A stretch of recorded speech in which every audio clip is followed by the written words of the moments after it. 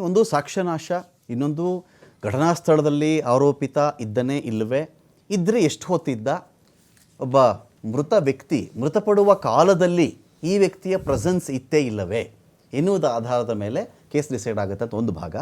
ಜೊತೆಗೆ ಇಲ್ಲಿ ಅತಿ ಇಂಪಾರ್ಟೆಂಟ್ ಆಗಿ ಇನ್ನೊಂದೇನಿರುತ್ತೆ ಅಂತ ಹೇಳಿದ್ರೆ, ಒಂದು 17 ಜನದ ಮೇಲೆ ಈಗ ಆರೋಪ ಪಟ್ಟಿ ಇರೋದು.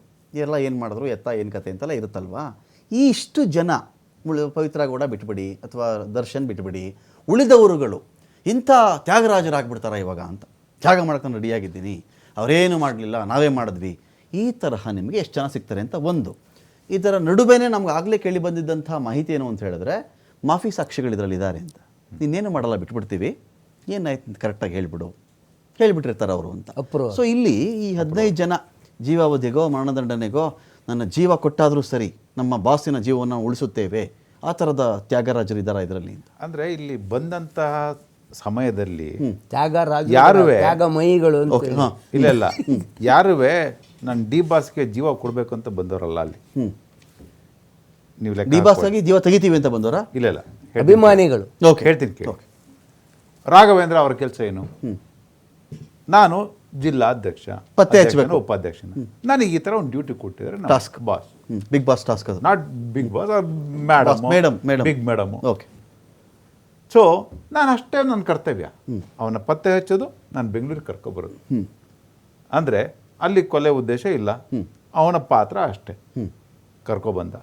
ಕರ್ಕೊಬಂದಾದ್ಮೇಲೆ ಬೇರೆಯವ್ರ ವರ್ಷಕ್ಕೆ ಕೈ ಕೊಟ್ಟ, ಅವನು ಅಲ್ಲಿಂದ ಹೋದ್ನು ಅಥವಾ ಇದನ್ನು ಅಭಿಮಾನದಿಂದ ಮಾಡಿದ್ದು ಅಥವಾ ಒಬ್ಬ ಅಧ್ಯಕ್ಷನಾಗಿ ಅವನ ಕೆಲಸ ಏನಿದೆಯೋ ಅದನ್ನು ಮಾಡಿದ್ದು. ಇದು ಒಂದು ನನ್ನ ಕೆಲಸ ಇರ್ಬೋದು ಭಾಗದ್ದು, ಅಥವಾ ಅಟ್ಲೀಸ್ಟ್ ಇದನ್ನು ಮಾಡಿಲ್ಲ. ಮಾನವ ಕಳ್ಳ ಸಾಗಣೆ, ಒಂದು ನಿಮಿಷ, ಮಾನವ ಸಾಗಣೆ, ಅದು ಕಳ್ಳ ಸಾಗಣೆನೋ ಅದು ಕಿಡ್ನಾಪು, ಅದು ಬೇರೆ. ಓಕೆ, ಅಪಹರಣವೋ ಬೇರೆ. ಅಥವಾ ಅವನನ್ನು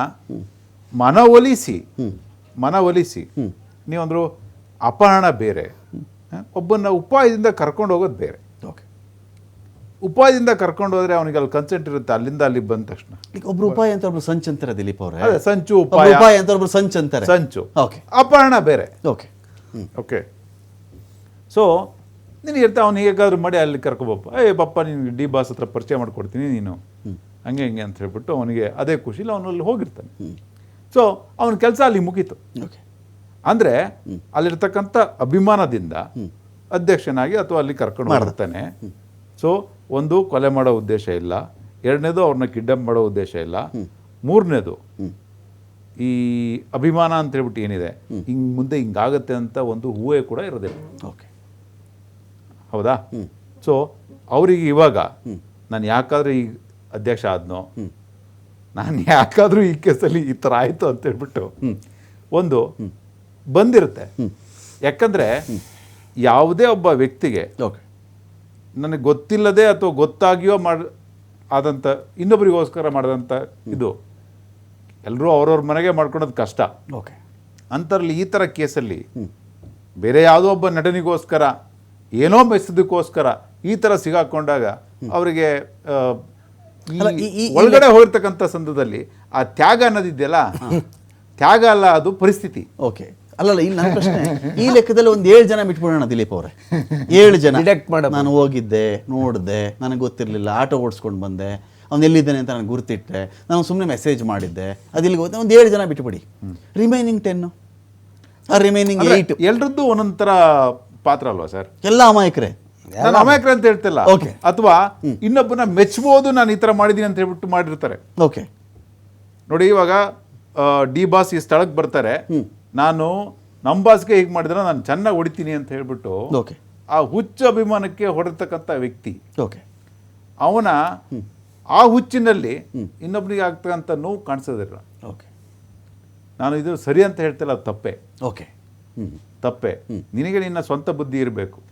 ಇನ್ನೊಬ್ಬ ಹೇಳ್ತಾನೆ ಬಿಲ್ಡಿಂಗಿಂದ ಹಾರು ಅಂತ ಹಾರ್ಲಿಕ್ಕೆ ಆಗ್ತದ? ಓಕೆ. ನಿನಗೆ ಗೊತ್ತಿರಬೇಕು ನಾನು ಹಾರಿದ್ರೆ ಏನಾಗುತ್ತೆ ಏನಾಗಲ್ಲ ಅಂತ ಹೇಳ್ಬಿಟ್ಟು. ಅಂದರೆ ಇಲ್ಲೆಲ್ಲ ಮಾಡಿರ್ತಕ್ಕಂತಹ ಒಂದೊಂದು ಪಾತ್ರನೂ ಕೂಡ ಹುಚ್ಚು ಅಭಿಮಾನ ಅನ್ನೋದು ಮೊದಲು ಕಾಣ್ತಾ ಇತ್ತು.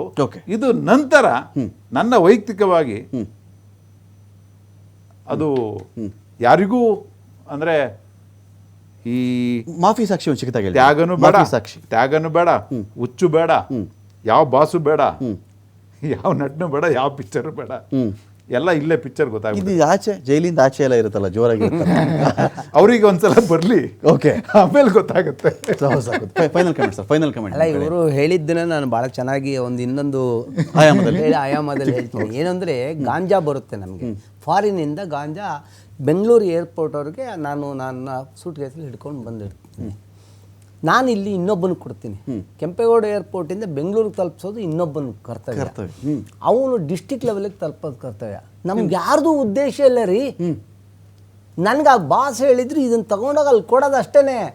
ಗಾಂಜಾದು ಪರಿಣಾಮ ನಾನು ನಂದಲ್ಲ, ತಪ್ಪಲ್ಲ. ಹಿಂಗೆ ಟ್ರಾನ್ಸ್ಫರಿಂಗ್ ತಿನ್ನು ಅನ್ನಲಿಲ್ಲ ನಾನೇನು ಹೇಳಿಲ್ಲ. ನನ್ಗೆ ತಗೋಬಾರಕ್ಕೆ ಹೇಳಿದ್ದ, ಕೊಟ್ಟೆ. ಅದೇ ನಾನು ಚಿತ್ರದುರ್ಗದಿಂದ ಇಲ್ಲಿ ಆಟೋ ಹತ್ತು ಅಲ್ಲಿ ಇದಕ್ಕೆ ಕರ್ಕೊಂಬಂದ, ಕಾರಿಂದ ಇಲ್ಲಿ ಕರ್ಕೊಂಬಂದ, ಅಲ್ಲಿಂದ ಬೆಂಗಳೂರು ಕರ್ಕೊಂಬಂದ.